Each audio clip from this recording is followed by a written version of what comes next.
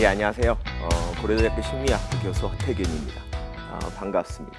오늘 저는 여러분들한테 제가 주로 연구했던 제가 박사학위를 받은 분야입니다. 사회인지라는 분야에 대한 얘기를 좀 해드리려고 합니다. 사회인지라는 분야가 어떤 분야인가에 대해서 간단하게 설명을 드리면, 여러분들이 어떤 사람을 보면서 저 사람 화난 것 같다. 어떤 사람은 저 사람 뭐 성격이 어떤 것 같다. 저 사람 뭐 무슨 생각하는 것 같다. 이런 생각 굳이 열심히 노력하지 않아도 그냥 떠오릅니다. 하고 싶지 않아도 떠올라요. 그러니까 이런 생각들이 어떤 심리 과정을 통해서 일어나는지를 연구하는 분야가 사회인지라는 분야입니다. 근데 이 사회인지라는 분야를 연구하다 보면 인간이 얼마나 착각하는 존재인가를 깨닫게 됩니다. 왜냐하면 아까 전에 말씀드렸던 거, 저 사람은 성격이 어떤 것 같아. 저 사람 저거 좋아하는구나. 아니면 싫어하는구나. 저 사람은 이런 생각을 하는구나. 뭐 이런 다양한 생각들을 하는데, 문제는 이게 뭔가 하면 다른 사람 머릿속에 있는 태도, 성격, 생각, 이런 것들에 대한 생각이에요. 문제는 그게 눈에 보이냐는 거예요. 여러분들 다른 사람의 태도가 눈에 보이세요? 안 보이죠? 다른 사람의 성격이 눈에 보입니까? 안 보여요. 근데 안 보이는 건데도 불구하고 우리는 본 것처럼 착각합니다. 굉장히 확신에 빠져서 살아요. 저 사람 저거 좋아한다. 저 사람 저거 싫어한다. 심지어 저 사람 성격이 그지 같아. 이런 생각까지 드는데, 문제는 그지 같은 성격은 우리 머릿속에 어떻게 생겼을까요? 본 적이 없잖아요. 사실은 우리는 관찰할 수 있는 행동만 보고 그 행동을 설명하기 위해서 뭔가를 만들어냅니다. 그리고 그 만들어낸 거를 마치 진실인 것처럼 믿으면서 사는 거죠. 사람들은 꿈을 꿉니다. 사람의 마음을 읽을 수 있으면 너무너무 좋겠다. 여러분들도 주변에 있는 사람들 보면 그 속이 너무너무 궁금할 때가 많죠.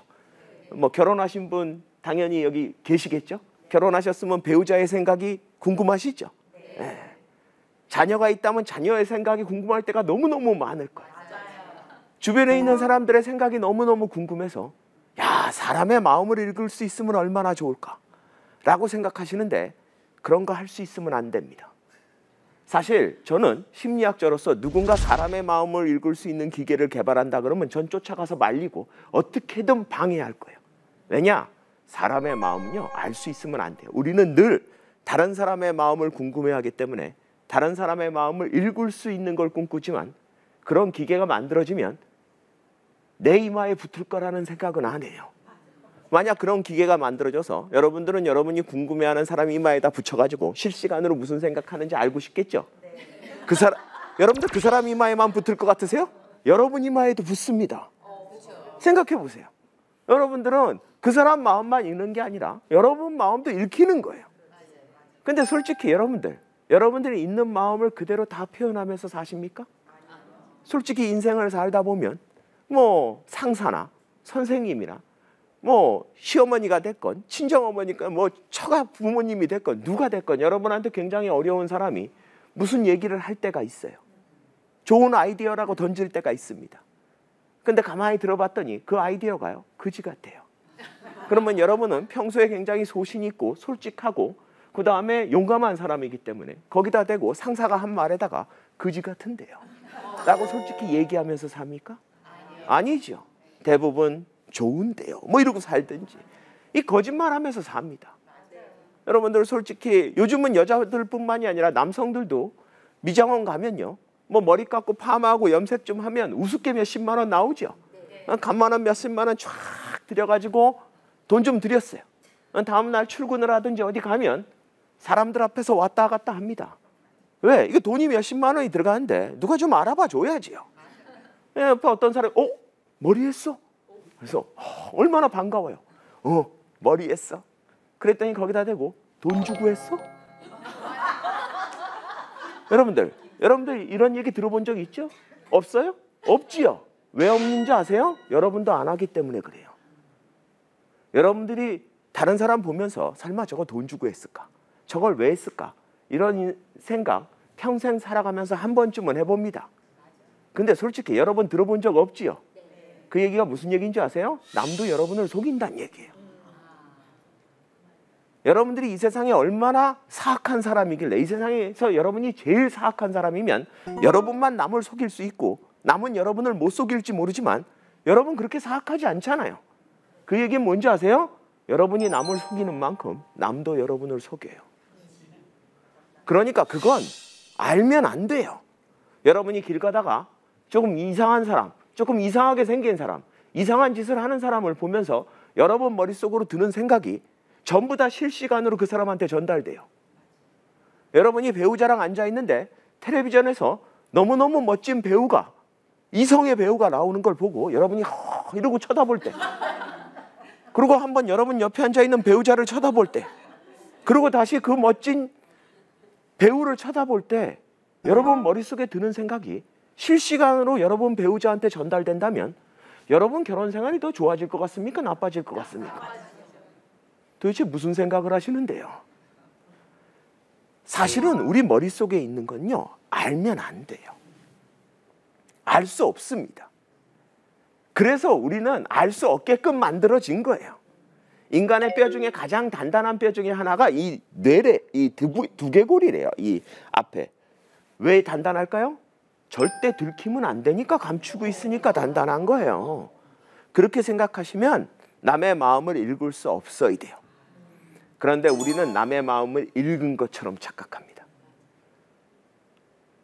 그래서 우리 머릿속에서 드는 모든 다른 사람에 대한 생각들은요, 우리가 확인할 수 없지만 지금 관찰되는 거를 설명하기 위해서 만들어낸 개념이라고 봐야 됩니다. 우리가 태도라는 게 있어서 태도를 얘기하는 게 아니라 저 사람이 어떤 행동을 계속 하는데 그 행동을 그냥 아무것도 안 하고 가만히 바라보면 설명이 안 되니까 저 마음속에 태도라는 게 있을 거야. 뭔가를 좋아할 거야. 그 사람이 뭔가를 계속 사 먹든지, 그 사람이 뭔가를 계속 가지고 다니든지, 그 사람이 뭐만 보면 계속 다가가든지 이러면은 저 사람 왜 저러지? 설명이 안 돼. 미친 거 아니야? 이렇게 설명할 수도 있어요. 근데 그게 아니라 저 사람 저거 좋아하는구나 라고 설명하면 설명이 되게 잘 된다는 거예요. 우리가 성격이라는 걸 얘기할 때도 성격이 있는 걸 봤기 때문이 아니에요. 실제로 심리학자들도 성격이 어떻게 우리 머릿속에 어떻게 있는지를 확인한 적은 없어요. 그건 성격이 눈에 보이는 게 아닙니다. 그런데 저 사람이 어딜 가나 언제나 누구한테나 일관되게 어떤 행동 성향을 보여요. 그럼 그거 뭘로 설명하겠냐는 거예요. 그러면 그 사람 몸속에 있는 거, 특히 그 사람 머릿속에 있는 걸로 설명하자. 그러면 그 사람 머릿속에 뭐가 있다고 생각하면 설명이 되냐? 그 사람 머릿속에 그런 성격이 있다고 얘기하면 설명이 된다는 거예요. 저 사람이 날 좋아한다고 생각하는 거는 나를 좋아한다고 내가 생각할 수도 있고요. 때로는 주변에서 야, 너 저 사람이 너 좋아하는 거 아니야. 그렇게 얘기할 때도 있어요. 누가 맞을까요? 이거는 진실을 누군가가 보고 있는 게 아니라 그 사람이 하는 행동이 어떤 이론으로 잘 설명이 되느냐라는 얘기예요. 그래서 우리가 심리학에서 사용하는 수많은 개념들, 태도, 고정관념, 성격, 학문적으로 하는 것뿐만이 아니라 여러분들이 날마다 일상에서 다른 사람을 보면서 아, 저 사람 저거 좋아한다. 아, 저 사람 저거 싫어한다. 아, 저 사람은 저런 사람이구나. 이렇게 생각하면서 사는 그 수많은 것들은 사실은 실제로 그게 있다라는 게 아니라 그래야지 저 사람이 설명이 잘 된다는 거예요. 문제는 여러분이 그 사람의 모든 행동을 본 것도 아닙니다. 여러분이 볼 수 있는 행동은 사실은 그 사람의 극히 일부분이에요. 그렇기 때문에 어떻게 보면 분명히 몇 년을 연애를 해서 너무너무 사랑해서 평생을 같이 살 수 있을 것 같아서 결혼했는데 결혼한 지 20년이 됐는데 지금 와서 느낀 게 저 사람이 저런 사람이었나? 하는 느낌이 올 때가 있어요. 왜? 그만큼 사람들은 예측하기 힘든 거예요. 그만큼 사람들은 설명하기 힘든 겁니다. 그렇기 때문에 우리가 만들어내는 인간에 대한 모든 생각들은요, 굉장히 잠정적인 이론들에 불과해요. 사실 우리가 어떤 사람을 보면서 무슨 생각이 들 때 그건 뭔가 하면 어떤 사람의 행동을 보는 거예요. 그 행동들을 관찰하다 보면 저 사람은 이 식당에 가도 된장찌개를 시켜 먹어요. 저 식당에 가도 된장찌개를 시켜 먹어요. 다른 식당에 가도 된장찌개를 시켜 먹어요. 그러면 우리가 그걸 뭘로 설명을 할 거냐? 그걸 아무 설명을 안 하고 지나가면요. 아, 저 사람은 된장찌개를 시켜 먹었구나. 오늘도 된장찌개를 시켜 먹구나. 그저께도 된장찌개를 시켜 먹구나. 여러분은 그렇게 기억하는 거예요. 우리는 다른 사람의 행동을 예측하고 싶거든요. 그러니까 그 관찰되는 거에서부터 뭔가를 뽑아내는 거예요. 그래서 뭐예요? 아, 저 사람은 된장찌개를 좋아하는구나. 태도를 뽑아내버린 거예요. 그러고 나면 그 태도를 저 사람이 갖고 있다고 생각을 하면 아, 저 사람은 다음에도 된장찌개를 시켜 먹을 확률이 높구나라는 게 나오는 겁니다. 그런데 이게 항상 맞는 건 아니에요. 왜냐하면 대부분 어느 식당에 가도 반드시 그런 건 아니지만 대부분 된장찌개가 제일 쌉니다. 그렇기 때문에 그 사람은 돈이 없는 사람일 수도 있어요. 그러니까 사실은 된장찌개를 좋아하지 않아요. 내가 돈만 생기면 내 다시는 된장찌개 안 먹겠다라는 걸 밤마다 외치면서 자는 사람일 수도 있지만 아직은 돈이 없기 때문에 그 식당에 가면 가장 싼 걸 시켜 먹다 보면 된장찌개가 많이 걸리는 걸 수도 있어요. 어느 게 진실일까요? 모르는 거예요. 그래서 사실은 여러분들 살다 보면 누군가에게 사랑을 받아본 적 있죠. 사랑을 받는다는 느낌을 가져본 적이 있죠. 사랑이 눈에 보입니까? 안 보여요. 제일 억울할 때가 뭐예요? 사랑, 네가 나를 사랑한다는 걸 증명해봐. 그럴 때 보통 많이 하는 말이 뭐예요? 드라마에서 나오는 말. 내 가슴을 열어서 보여줄 수도 없고 뭐 이런 얘기 나오잖아요. 보여줄 수 없는 거란 얘기예요. 근데 여러분은 사랑을 받는다는 느낌을 가진 적이 있어요. 어디서 온 거예요? 어떻게 온 겁니까? 자, 사랑을 받는다는 느낌은 어떻게 올까요? 그냥 쉽게 얘기하면요. 제가 보기엔 상대방이 약간 미친 짓을 해줘야 돼요. 보통 같으면 하지 않을 짓. 그러니까 하루에도 10번씩 전화합니다. 여러분들 웬만하면 어떤 사람한테 하루에 10번씩 전화 안 합니다. 무슨 뭐 집 앞에 와서 약속도 안 하는데 2시간씩 기다리고. 한번 생각해 보세요. 뭐 이틀만 연락 안 돼도 막 짜증내고. 이 정도 되면요. 여러분들 그걸 사랑하지도 않는 사람한테 한다. 그러면 여러분들 그거 좀 이상하지 않습니까? 그건 미친 거 맞아요. 근데 그걸 사랑하는 사람한테 하면 아무도 미쳤다고 생각 안 해요. 반드시 그 정도는 해야 된다고 생각해요. 근데 누군가 나한테 그 행동을 하면 처음에는 저 사람 왜 저러지? 저 사람 나한테 왜 저래? 왜 이렇게 자주 전화해? 아, 그럼 왜 집 앞에서 막 2시간 동안 기다려놓고 지 혼자 화내요? 미친 거 아니야? 우리 만나기로 약속한 것도 아닌데 왜 지 혼자 화내고 저래? 누가 와서 기다리랬어? 그러고서 집에 가서 가만히 앉아서 생각해보면 불현듯 나 좋아하나? 이때부터 이 이론이 나온 거예요. 근데 그렇다고 날 좋아하거나 사랑하는 걸 확인한 건 아니에요. 그러니까 항상 불안한 거예요. 그러니까 여러분들이 오래 살다 보면 이제 저 사람이 나 더 이상 사랑하지 않나 봐. 이런 생각이 드는 거예요. 왜? 사랑이 보여서가 아니라. 그런 생각이 왜 드는 줄 아세요? 날 사랑한다는 거를 확인할 수 없기 때문에 사람들이 자꾸 그걸 테스트해요. 그게 뭐냐? 가설이에요. 여러분들 뭐 가설 검증 이런 얘기 들어봤죠? 뭐 이론을 만들고 나면 과학자들이 가설 검증을 한다. 여러분들도 해요. 그러니까 날마다 뭐예요? 나를 사랑한다면 이번 내 생일에는 최소한 뭔가를 할 거야. 이번 결혼기념일은 그냥 넘어가지 않을 거야. 뭐 이런 생각들을 하는 거예요. 근데 그냥 넘어가면 어떻게 돼요? 날 사랑하지 않나 봐. 이런 거죠. 근데 사실은 사랑하는지 안 하는지는 아직도 모르는 거예요. 굉장히 현명한 사람이다. 그러면 굉장히 좋은 가설을 만듭니다. 합당한 가설을. 누가 봐도 야, 그 가설이 맞다면 너 사랑하는 거 맞아. 그 가설대로 안 되면 너 사랑하지 않는 거야. 할 정도의 가설을 만들죠. 근데 현명하지 않은 사람은 굉장히 이상한 가설을 만들어요. 지금 배우자가 대전에 있는데 전화해가지고 날 사랑하면 나 데리러 와. 1시간 만에. 그러고 탁 끊어요, 전화. 그 사람은 영원히 사랑 못 받아요. 그럼 무리한 요구를 해서 사랑을 못 받는 게 아니라 자기 가설이 맞는 적이 없거든요. 그러니까 회사에서 너무너무 중요한 일이 있어서 지금 그거 안 하면 잘리는데 나 지금 너무너무 당신 보고 싶어. 지금 바로 집에 와. 이 사람은 무리한 요구를 해서 사랑을 못 받는 게 아니라 이 사람은 자기가 이 사람한테 사랑받고 있다는 이론을 가질 수가 없어서 그래요. 왜? 못 올 거 아니에요. 오면 어떻게 돼요? 사랑하는 거 맞죠? 근데 잘릴 거 아니에요. 그러니까 인생이 좋아질 수가 없는 거예요. 그러니까 우리가 현명한 사람이라는 게 과학자만 과학적인 연구를 잘하는 게 아니라 일반인들도 평생에서 관찰되는 현상에서 좋은 이론을 뽑아내고요. 그 좋은 이론을 검증하기 위해서 현명한 가설을 만들어내고요. 그 현명한 가설이 지지되느냐 아니냐에 따라서 내가 생각하는 거를 확인하는, 그걸 잘 할 줄 아는 사람이 현명한 사람이에요. 여러분들이 그런 사람들은 뭐예요? 다른 사람은 참 잘 본다, 이런 느낌이 드는 사람들이에요. 그런데 사람들은 그거를 편차가 있어요. 잘하는 사람이 있고 못하는 사람이 있고요. 제가 대학교 다닐 때 저하고 친한 친구가, 제가 대학교 때 큰 교양 수업을 같이 들었어요. 제 친구랑 여러 명이 같이 들었어요. 제가 이제 남자 애들이었는데 같이 친구들끼리 하루는 학기 초였는데 수업이 끝나고 나오는데 제 친구가 갑자기 한 명이 나오면서 그러는 거예요. 야야야, 저기 여학생 봐, 그러는 거예요. 그때야 뭐 대학교 1학년 2학년 때니까 얼마나 여학생이 관심이 많을 때 어디 그리고 다 봤어요. 진짜 예뻐요. 와, 그때 당시 우리 학교에서 제일 예뻤던 학생인 것 같아요. 이야 예쁘다 막 이러면서 정말 감탄을 한 거예요. 그러면서 궁금하잖아요. 왜 보라 그랬냐. 그래서 제 친구가 그러는 거예요. 저 여학생이 나한테 관심 있나 봐. 갑자기 그러는 거예요. 우리 전부 다 난리가 났어요.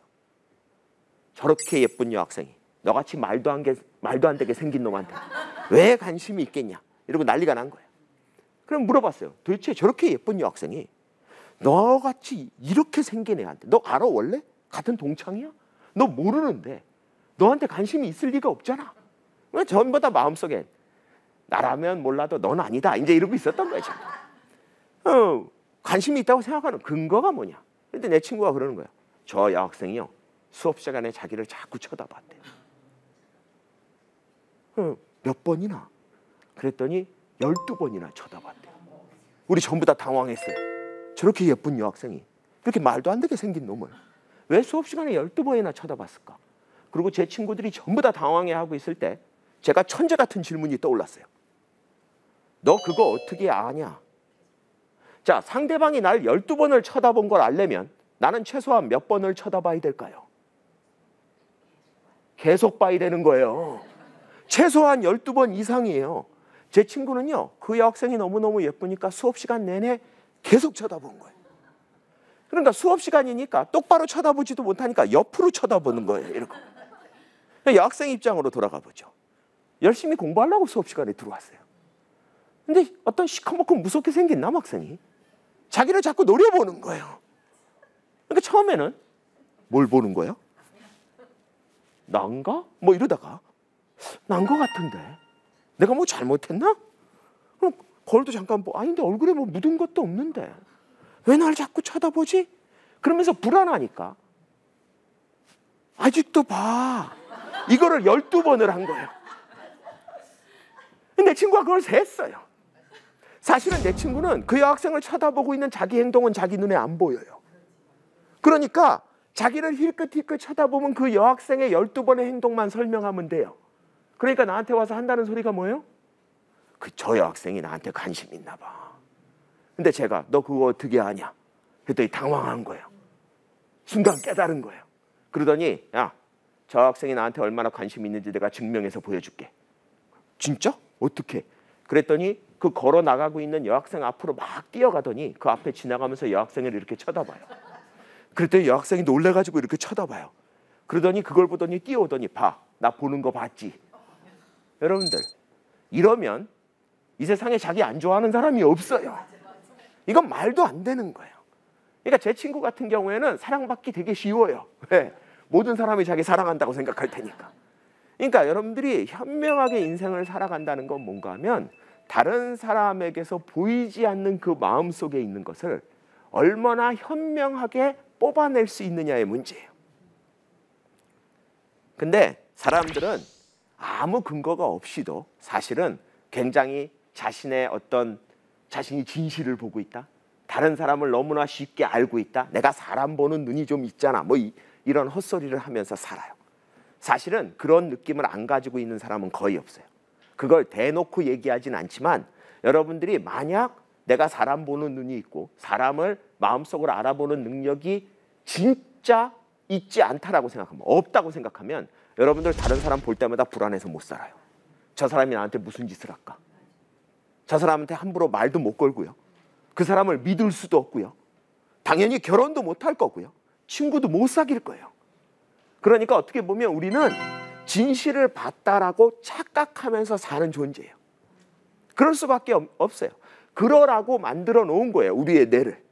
어떻게 보면 우리의 사고 과정을 어떻게 보면 다른 사람의 마음을 읽을 수 있게 만들었으면 더 좋지 않을까? 아니요. 그러면 더 못 산다니까요. 불안해서 못 살아요. 보이면 여러분 것도 보여야 되잖아요. 그러면 여러분들이 머릿속에서 다른 사람에 대한 나쁜 생각할 때마다 실시간으로 전달되는 거예요. 그럼 여러분 인생이 더 좋아질 것 같습니까? 절대 아니에요. 그래서 우리의 생각은 우리가 안다라고, 우리가 꿰뚫어 봤다, 나는 알고 있어 라고 믿는 것들의 상당 부분은요, 사실은 진실이라고 믿고 있는 거지 진실은 아니에요. 물론 대부분의 많은 사람들이 현실적으로 별 문제 없이, 그러니까 우리가 사회적으로 기능적으로 살아간다 그래요. 별 문제 없이 살아가는 사람들은 여기서 그렇게 큰 오류가 나오지는 않는 사람들이란 얘기예요. 여러분이 여러분 배우자한테 나 더 이상 사랑하지 않지? 아니야, 사랑해. 그럴 때 여러분들이 아니야, 사랑하지 않는 거야. 그렇게 단정지어서 여러분한테 이득될 게 뭐 있습니까? 사실은 그게 아니거든요. 그 사람이 사랑한다는데 여러분이 사랑하지 않는다고 얘기할 근거가 뭐가 있어요? 뭐 생일 선물이 약했다고요? 결혼기념일 까먹었다고요? 물론 의심할 만합니다. 의심할 만해요. 그러니까 여러분들이 인생을 성공적으로, 그러니까 별 탈 없이 살아간다는 건 여러분들이 나름 합리적인 수준에서 얼추 비슷하게 맞추면서 산다. 하지만 그게 100% 진실이고 여러분이 굉장한 능력을 갖고 있다고 착각하지 말라는 거예요. 왜냐하면 인간이 가지고 있는 착각에는 너무나 다양한 종류가 있고요. 실제로 그 착각을 막을 수도 없기 때문에 그래요. 인간이 다른 사람을 볼 때 빠지는 가장 기본적인 착각을 심리학에서 뭐라 그러냐? 근본적 귀인 오류라고 부릅니다. 근본적 귀인 오류는 뭔가 하면 여러분들 어떤 사람의 행동을 봤을 때, 어떤 일어나는 사건을 봤을 때, 한 사람이 아니어도 되고 여러 사람이 있어도 되고 사람이 개입된 어떤 사건을 봤을 때 우리가 그 사건의 그 행위의 원인을 찾게 돼요. 왜 저랬을까? 궁금하잖아요. 그 찾을 때 사람들은 다른 사람의 내적인 요인, 그러니까 흔히 얘기해서 너 네가 좋아서 그랬던 거 아니야? 너 네가 그렇게 하려고 그랬던 거 아니야?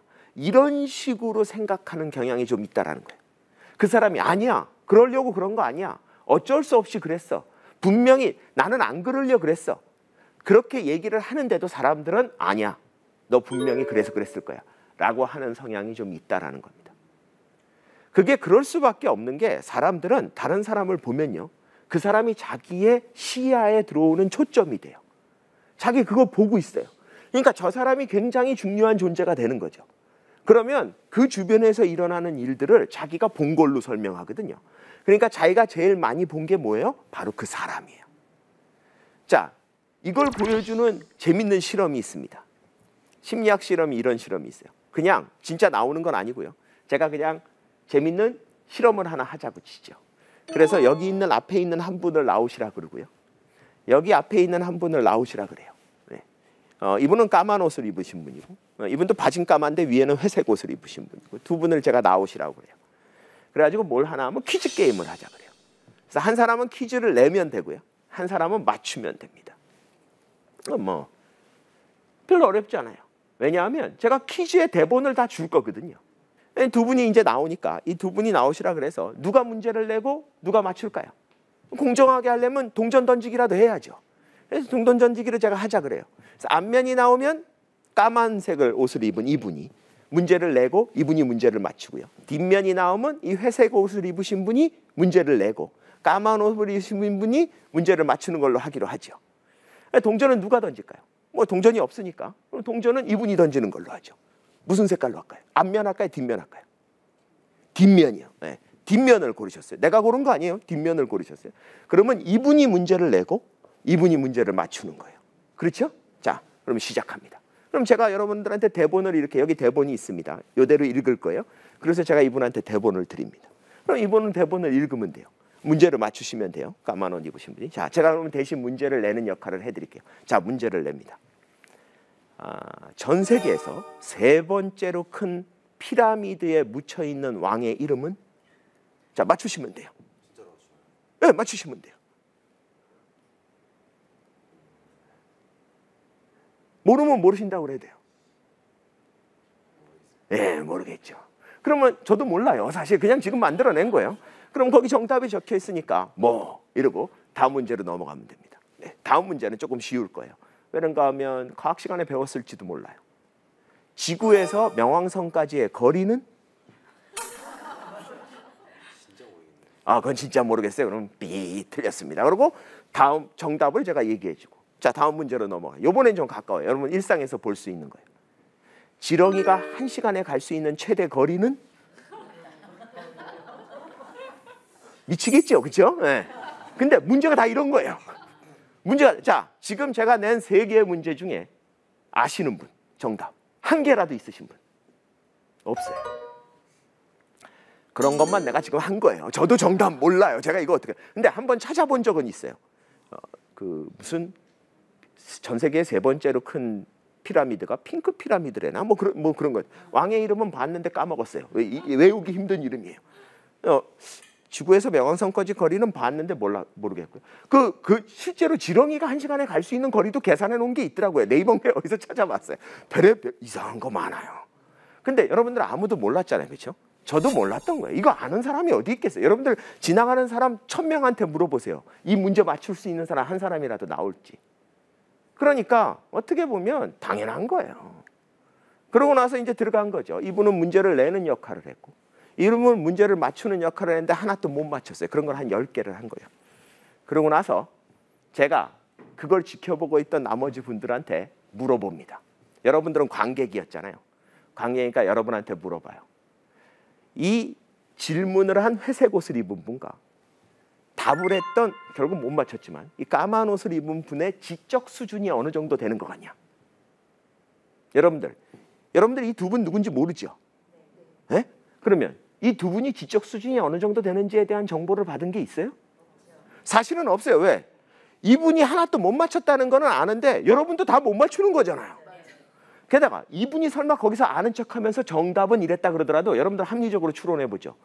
이분이 그 정답을 대본에 없어도 맞출 수 있었던 사람이 있었을까요?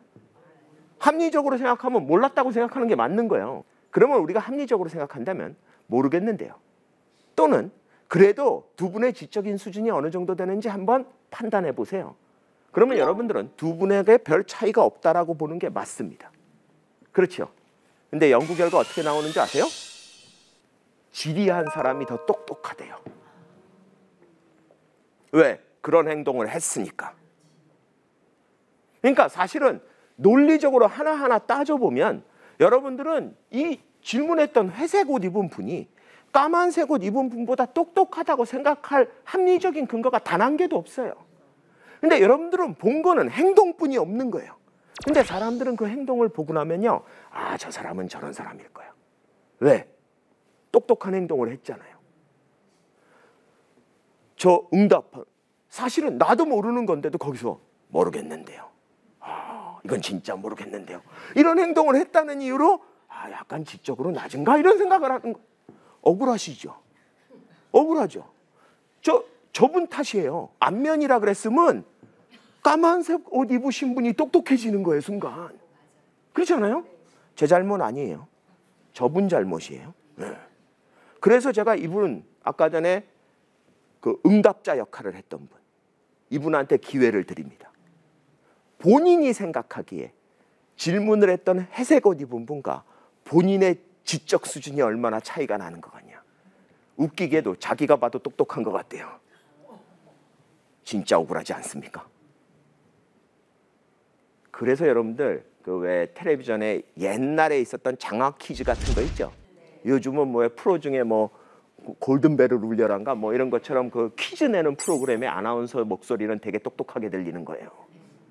그 아나운서들이 똑똑하지 않다는 얘기는 아니지만 여러분들 그런 아나운서들 보면 되게 똑똑하게 보이는데 솔직히 얘기해서 그 아나운서가 내고 있는 문제의 정답을 원래 다 알고 있었을까요? 그건 아님에도 불구하고 우리는 저 사람은 마치 알고 있었던 것처럼 느껴지는 거예요. 에? 그래서 저런 착각의 이름을 근본적 귀인 오류라고 부르는 거예요. 그만큼 근본적이라는 거예요. 여러분들 머릿속에서 일어나는 저 과정을 사실은 막을 수가 없어요. 여러분들이 살면서 다른 사람을 보면서 저 사람은 왜 저럴까? 그래서 여러분들이 여러분 배우자가 한두 번 나를 사랑하지 않을지도 모른다에 해당하는 행동 한두 번만 해도 여러분들은 더 이상 날 사랑하지 않나 봐, 이런 결론을 되게 쉽게 내리는 거예요.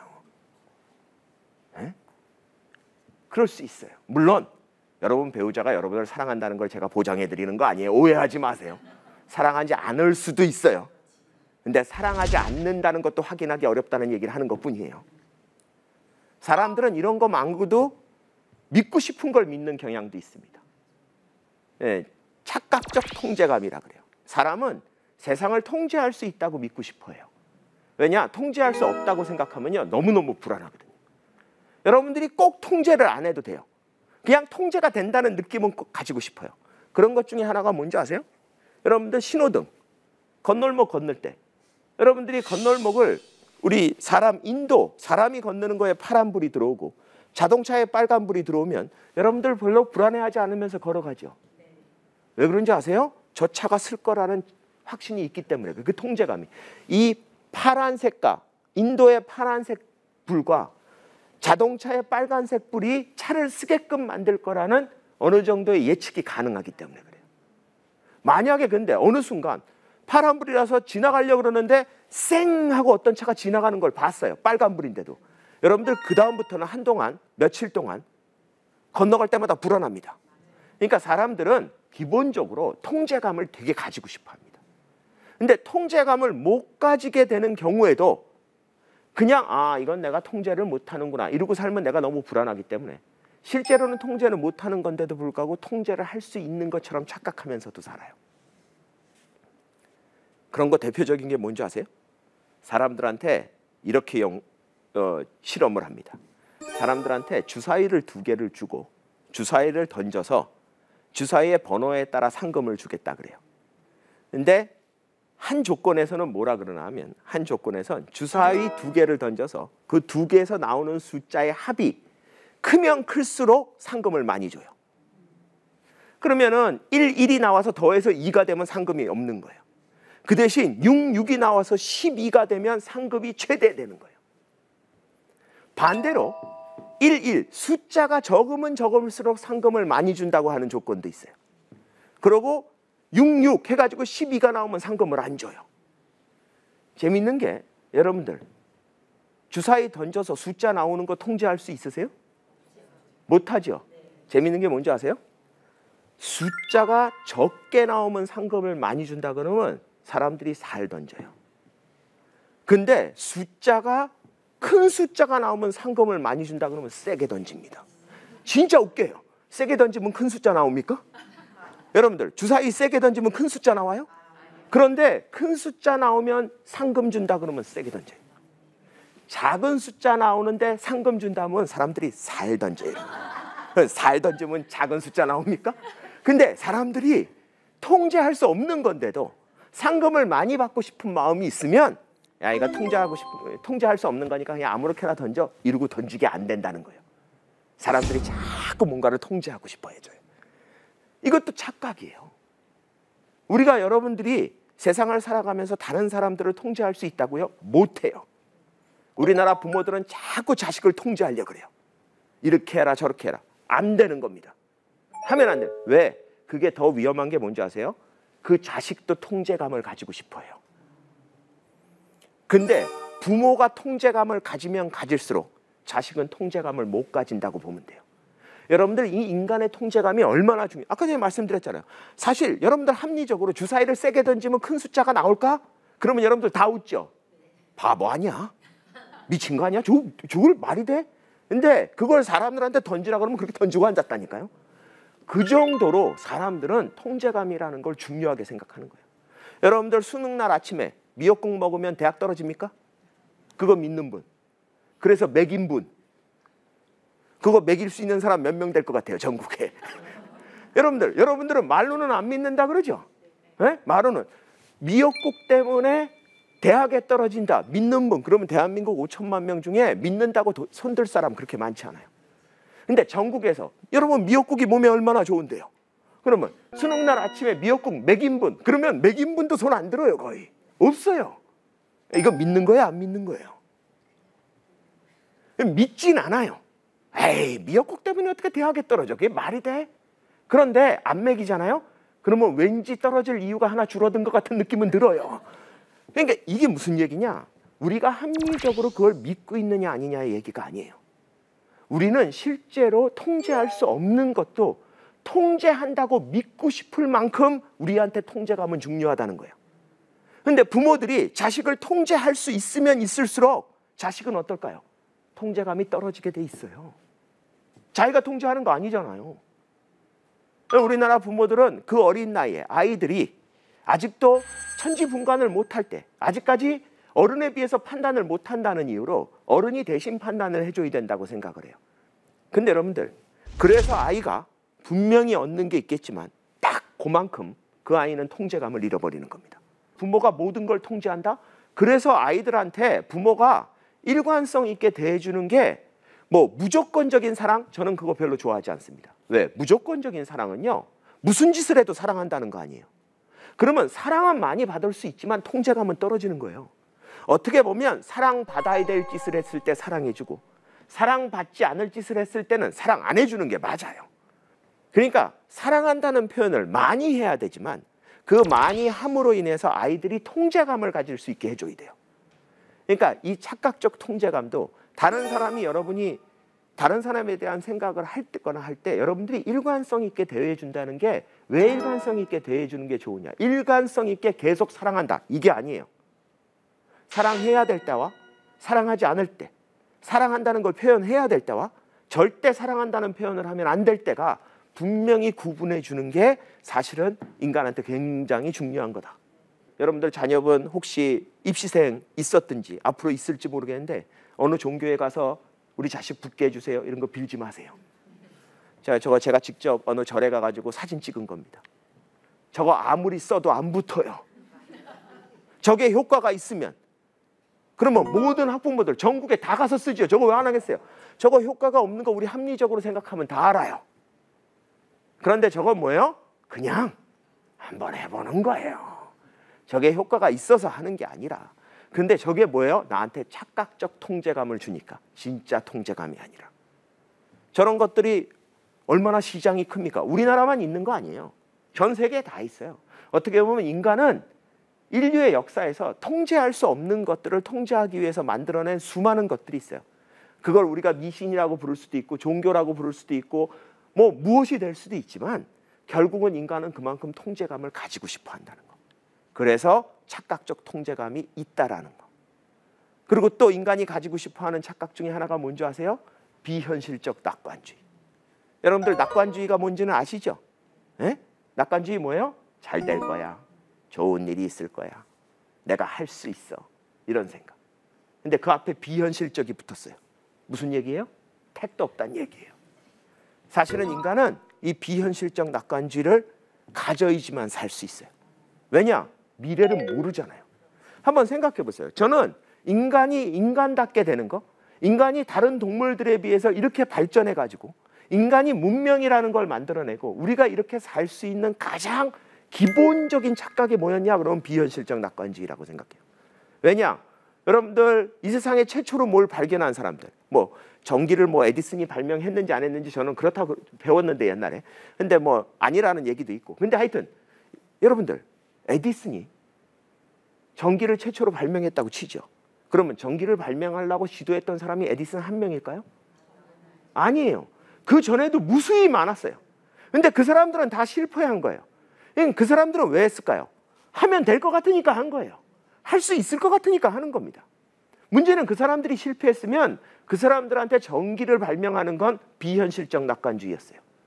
그런데 그 비현실적 낙관주의를 가지고 달려드는 수천 명의 사람이 역사에 있어야지 그걸 해내는 사람이 한 명이 나오는 거예요.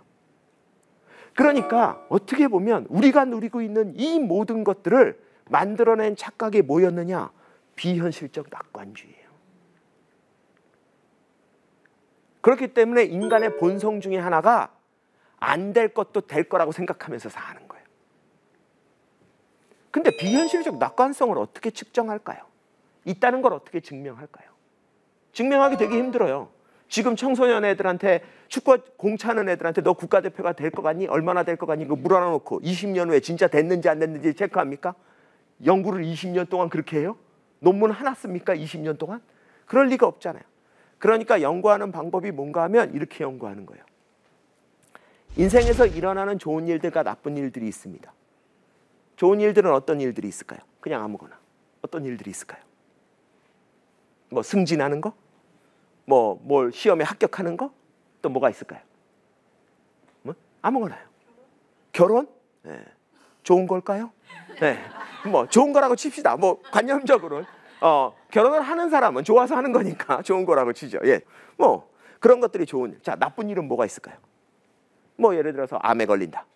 교통사고를 당한다. 뭐 회사에서 잘린다. 뭐 또 뭐 많죠? 그렇죠? 예? 사업 실패. 예. 벼락에 맞는 거. 예. 그런 것도 나쁜 거죠. 이런 사건들을 쭉 몇십 개를 나열을 해놓고 사람들한테 네가 평생 동안 이걸 경험할 확률이 얼마나 될 것 같니? 를 적어보라 그래요. 뭐 좋은 일, 뭐 승진할 확률, 뭐 60%, 뭐 합격할 확률 40%, 무슨 로또에 당첨할 확률은 극히 적긴 하겠죠. 뭐 혹시 모르잖아 그래도 한 1%, 뭐 이러면서 적고 뭐 하는 거예요. 벼락에 맞을 확률은 에이 설마 벼락에 맞겠어? 그래도 뭐 전혀 없지는 않을지 모르지 뭐 이러면서 뭐 대답하고 이러면서 가는 거예요. 그래서 그걸 다 대답을 좀 쭉 이제 리스트 뽑았잖아요. 그거 한 장을 딱 이제 받은 다음에 새로운 거 똑같은 한 장을 더 줘요. 그러고서 사람들한테 뭐라 그러냐? 너랑 피를 나눈 형제가 요 똑같은 사건을 경험할 확률이 얼마나 되는지 한번 써봐라 그래요. 피를 나눈 형제, 같은 부모 밑에서 큰 거예요. 그럼 우선 피를 나눴다는 건 뭐예요? 유전적으로 되게 비슷해요. 부모가 같으니까. 그렇죠? 그리고 같은 부모 밑에서 컸다면 뭐예요? 환경이 비슷해요. 교육 수준도 비슷할 거고. 살면서 물론 뭐 몇 년의 차이가 있을지는 모르지만 그래도 나머지는 되게 비슷할 거 아니에요. 어떻게 보면 전 세계에서 가장 비슷한 사람이라고 볼 수 있어요. 내 형제 정도가. 그렇죠? 그 사람이 내가 아까 전에 적었던 그런 사건들을 경험할 확률이 얼마나 되겠을까? 한번 생각해 보죠. 여러분들. 여러분의 형제하고 여러분하고 승진할 확률이 크게 차이 날 이유가 있습니까? 시험에 붙을 확률이 크게 차이 날 이유가 있어요? 어느 쪽이 유달리 높거나 어느 쪽이 유달리 나쁠 이유가 있을까요? 자, 벼락에 맞을 확률은요. 로또에 당첨될 확률은요. 큰 차이 없어요. 여러분들이 추정을 할 수가 없어요. 그런데 연구 결과를 보면 어떻게 되냐? 여러분들, 사람들이 긍정적인 사건은요. 나한테 좀 더 많이 일어난다고 추론하고요. 부정적인 사건은 내 형제 자매들한테 더 많이 일어난다고 답해요. 피나는 형제 자매인데 굳이 그럴 건 뭐 있어요. 그런데 그게 아주 자연스러운 인간의 본성이라는 거예요. 자기 자신에 대해서는 긍정적으로 평가하려고 한다는 거예요. 여러분들은 안 그럴까요? 여러분들, 제가 밑에 저 표를 보시면 밑에 더 웨스트라고 써 있죠. 서양 사람들한테서 이 성향이 아주 강하게 나타납니다. 서양 사람들한테. 실제로 그래서 서양의 심리학자들은요. 1980년대 이 연구 결과들을 가지고 교과서에다 이렇게 썼어요. 인간은 자기 자신에 대해서 좀 긍정적으로, 특히 자기가 할 수 있는 낙관성, 할 수 있다, 좋은 일이 있을 거야 라는 생각을 비현실적으로 강하게 하고 있다는 것을 보편적인 현상이라고 교과서에 썼습니다. 근데 1990년대 이후부터 다른 나라하고 비교하는 연구를 하기 시작했어요. 그래서 연구 결과를 봤더니 이런 연구 결과들. 그러니까 뭐예요? 어떻게 보면은 여기서 보면 cultural variation, 문화 차이가 있다라는 거예요. 이거를 동양 사람들한테 해본 거예요.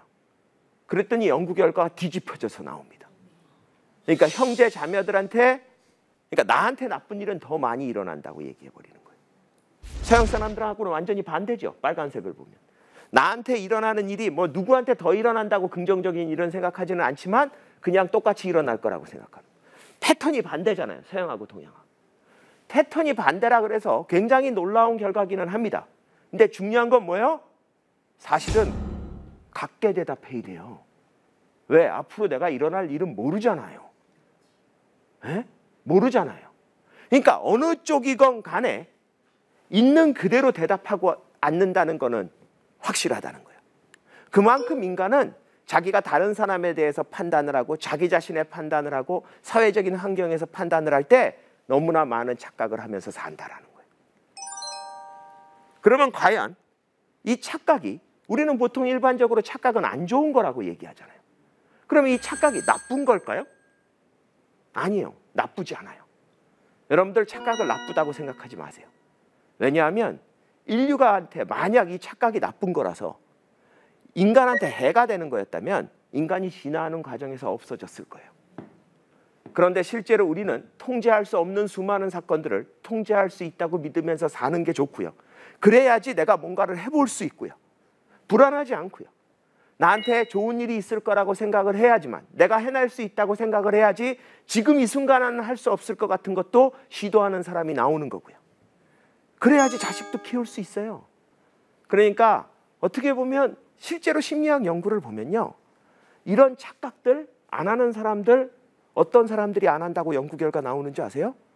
우울증에 걸린 사람들이 이런 착각을 별로 안 한대요. 그러니까 착각을, 우리는 세상을 있는 그대로 정확히 봐야지 건강하게 세상을 살아간다고 생각하잖아요. 아니에요. 세상을 있는 그대로 정확히 본다. 그게 뭔지 아세요? 어차피 난 안 될 것 같아. 내 자식도 그렇게 잘 살 것 같지 않아. 제 공부해도 좋은 대학 갈 것 같지 않아. 이건 내가 어쩔 수 없는 건데. 이러면서 계속 사는 거예요. 그리고 주변 사람을 보면서도 착각 안 해요. 저 사람 나 좋아하는 것 같아라고 생각 안 해요. 너무 정확히 봐요. 별로 좋아하는 것 같지 않은데. 나 속이는 것 같은데. 이런 생각 하루 종일 하면서 산다고 생각해 보세요. 여러분들 우울할 것 같으세요? 우울하지 않을 것 같으세요? 엄청 우울하죠. 그러니까 실제로 착각이라는 거는요, 좋은 거예요. 착각을 안 하자, 이건 잘못된 거예요. 인간은 자연스럽게 착각을 해야 되고요. 그래야지 건강하게 사회적으로 기능하면서 살아갈 수 있어요. 그런데 왜 그러면 그냥 내버려 두면 되지, 이런 연구 뭐하러 하고, 이런 강의 심리학자가 왜 하냐? 왜 하는지 아세요? 착각을 하면서 사는 건 아무런 문제가 없는데 누군가 여러분한테 그게 착각이었다고 얘기해도 화내지 마세요. 내가 착각할 수 있다는 걸, 착각하고 있는 건 몰라도 되는데 내가 착각할 수 있다는 건 인정하고 살아야 돼요. 사람들이 제일 화가 날 때가 뭔가 하면 내가 진짜 믿고 싶은 거를 믿지 못하게 할 때예요. 그래서 내가 내 자식이 잘 될 거야 라고 믿고 있는데, 내가 내 자식이 이 학원만 다니면은, 이 수업만 들으면은 공부 잘하게 될 거라고 믿고 있는데, 거기다 대고 선생님이 얘는 이건 아닌 것 같습니다 이래버리면 너무너무 화나는 거예요. 그래서 우리나라 사람들은 그런 말 하는 사람 너무너무 싫어해요. 그런데 그 사람을 싫어하면 안 돼요. 왜? 그 사람이 필요할 때 여러분의 착각을 유일하게 가르쳐줄 사람들이기 때문에 그래요. 제가 여러분들한테 인간이 착각하는 존재라는 강의를 하면서, 그래서 착각을 하지 말자는 결론을 내리는 게 아니라 착각을 다 같이 즐기자는 결론을 내립니다. 그런데 중요한 건 뭐냐? 내가 착각할 수 있다는 걸 아는 거예요. 내가 무슨 지금 착각을 하고 있는지를 알 수는 없어요. 착각을 하면서 착각을 한다는 걸 아는 방법은 없거든요. 그런데 누군가 나한테 와서 그 생각 틀린 것 같은데요? 그건 잘못 생각한 것 같은데요? 그렇지 않을 수 있는데요? 라는 얘기를 할 때 여러분이 이 사람 무슨 소리 하는 거야? 이러지 마시고요. 그럴 수도 있구나 라고만 생각해 주신다면 여러분들이 평생을 착각을 하면서 살아도 너무너무 건강하게 행복하게 사실 수 있습니다. 여러분들이 그런 약간 열린 마음으로 착각의 긍정성을 믿으면서, 그 대신 착각은 좋은 거니까 내가 어마어마하게 하면서 즐기면서 살고 있구나 라는 거를 인정하면서 살아가시면 너무너무 좋을 것 같습니다. 행복하게 착각하면서 그렇게 살아가시기 바랍니다. 여기까지 하겠습니다. 감사합니다.